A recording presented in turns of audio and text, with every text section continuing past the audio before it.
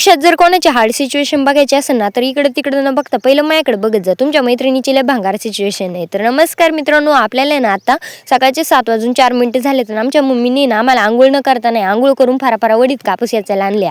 कसं आहे तिचं म्हणणं आहे, अंघोळ केल्यानंतर माणसाचं माइंड, डोकं काय असेल ते फ्रेश होतं. म्हणलं जे माणसात नाहीच आहे ते कसं फ्रेश होणार आहे? आता आल्यासरशी म्हणलं कापूस तर याचावंच लागणार आहे. काय आपल्याला तसंच माघारी जाता येत नव्हतं.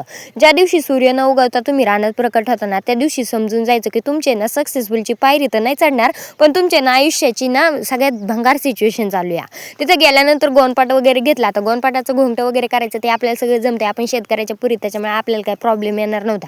आता मम्मीला म्हणलं आम्हाला आहे ना आल्यासरशी किलोवरती कापूस दे बाई. म्हणलं आता घरच्यांचंच खायचं, घरच्यांकडनंच पैसे घ्यायचे. घरचे लाता काढून बाहेर काढतात आपल्याला.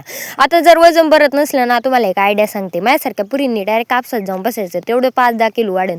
आमच्या मम्मीला ना आम्ही चलत बोलवलं होतं. कसं आहे रोड जरा वाकडा तिकडे आहे ना, म्हणून आमच्या ॲक्टिवा डान्स करत करत येते. मम्मीला म्हणलं तू इथंच उतर, मोकराम शिव्या घालशील मला.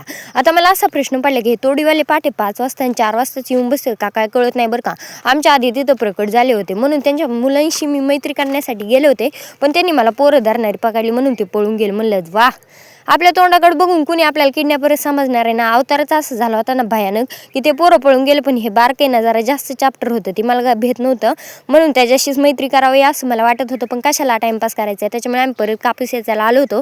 आणि दिवस मावळता अख्खा कापूस याचला होता. आणि कापूस वेचून झाल्यानंतर आम्हाला घरी जायचं होतं. कसं आहे सकाळपासून वावरातच होतं. Bye bye.